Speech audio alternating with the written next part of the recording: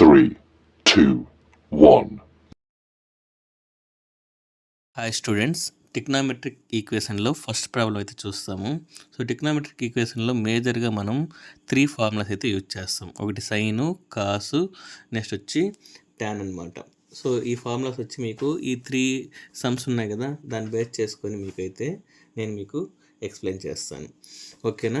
So దీంతో principal values అనేది నేను మీకు ఇంట్రడక్షన్లో అయితే చెప్పాను. సో ఆ వీడియో అయితే చూసేసి మళ్ళీ ఇది చూడండి. ఓకేనా? ఫస్ట్ ఇక్కడ cos square theta equal to 3/4. So ఇలా ఇచ్చినప్పుడు గివన్ రాసుకోండి. గివన్ ఏమిచ్చాడు? Cos square theta equal to 3/4. ఇప్పుడు దీన్ని కాస్ టీటా ఎలా రాసుకోవచ్చు?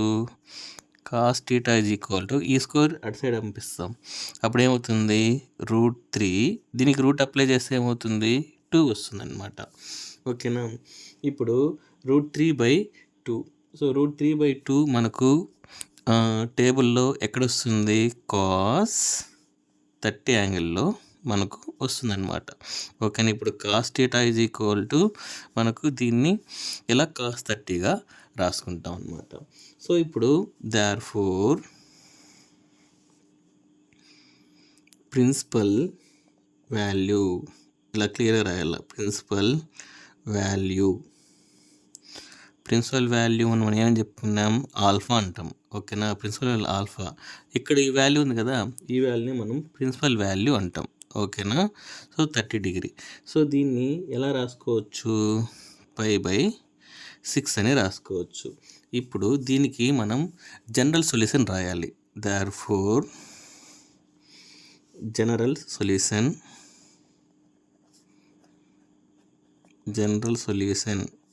ఓకేనా? General solution theta is equal to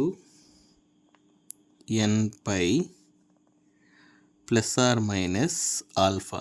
so ఇది కాస్కి జనరల్ సొల్యూషన్స్, అలానే సైన్కి ఉంటుంది, ట్యాన్కి ఉంటుంది. ఈ 3 ఫార్ములాస్ నేర్చుకుంటే ఈ యూనిట్లో మనం మ్యాక్సిమం మార్క్స్ తీసుకోవచ్చు అనమాట. సో ఇప్పుడు therefore theta equal to n/, ±alpha అంటే మనం ఏమనుకున్నాం? ఇక్కడ 30 అనుకున్నాం, ఆ 30ని ఎలా రాసుకున్నాం? π/6 అని రాసుకున్నాం. π/6 ఎందుకు రాసుకున్నానంటే ఇది 30 డిగ్రీ కదా, 180/6 ఏమవుతుంది? 30 డిగ్రీ అవుతుంది. కాబట్టి నేను π/6. సో ఇదే మనకు ఆన్సర్ అనమాట. ఇలా మనకు సింపుల్గానే ఉంటుంది. ఓకేనా? ఒక ఈక్వేషన్ ఫార్మాట్ ఇస్తాడు, ఆ ఈక్వేషన్ నుంచి మనం జనరల్ సొల్యూషన్ అనేది ఫైండ్ అవుట్ చేయాలి. సో ఇలా కాస్కి మనం ఆన్సర్ అనేది ఫైండ్ అవుట్ చేసాం. సో జనరల్ సొల్యూషన్ అడిగితే ఇది ఫార్ములా. ఓకేనా? నెక్స్ట్ వచ్చి ట్యాన్కు, సైన్కు ఇదే విధంగా నేర్చుకుంటాం. సో సెకండ్ క్వశ్చన్ చూసారంటే tan square theta equal to 3 అని ఇచ్చాడు. సో ఇప్పుడు గివన్ ఏమని రాసుకుంటాం? Given tan square theta is equal to 3. So ఇప్పుడు చూడండి, ఈ స్క్వేర్ అటు సైడ్ పంపిస్తే ఏమవుతుంది? tan థీటా ఈక్వల్ టు √3 వస్తుంది.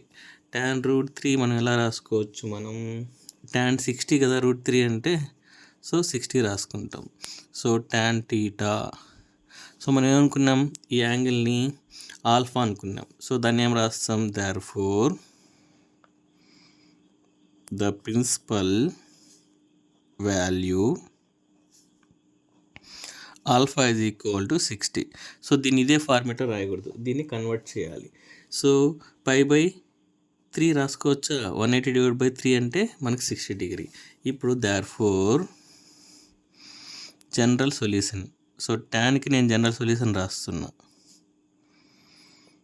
ట్యాన్కి general solution theta is equal to n/, ±alpha. సో ఇప్పుడు మనం theta equal to n/, ±alpha అంటే ఏం రాయాలి? π/3. నెక్స్ట్ చూడండి, థర్డ్ క్వశ్చన్ సాల్వ్ చేస్తాం. 4 sin square a -3 is equal to 0 ఫార్మేట్లో ఉంది. సో మనం దీన్ని ఎలా సాల్వ్ చేస్తాం చూడండి. ఇప్పుడు ఇక్కడ గివెన్ అయితే రాసుకుంటాం. గివెన్ 4 sin square a, ఈ -3ని అటు సైడ్ పంపిస్తాం. ఓకేనా, ఫస్ట్ గివెన్ రాసుకున్నాక ఇప్పుడు చూడండి, sin square a is equal to ఈ -3ని అటు సైడ్ పంపిస్తే +3 అవుతుంది. ఈ 4 డినామినేటర్లో పంపించేస్తాం. ఇప్పుడు దీని నుంచి స్క్వేర్ అప్లై చేస్తే √3/2 అని రాసుకోవచ్చా? ఈ √3/2ని మనం ఏమనుకుంటాం, sin 16 అనుకుంటామా? ఓకేనా.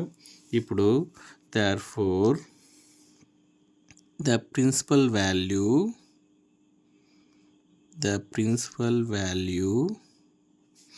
ఆల్ఫా ఈజ్ ఈక్వల్ టు ఈ 16 ఇలా రాసుకోవచ్చు మనం. ఈ 60 డిగ్రీని మనం π/3 అని రాసుకోవచ్చా? So therefore general solution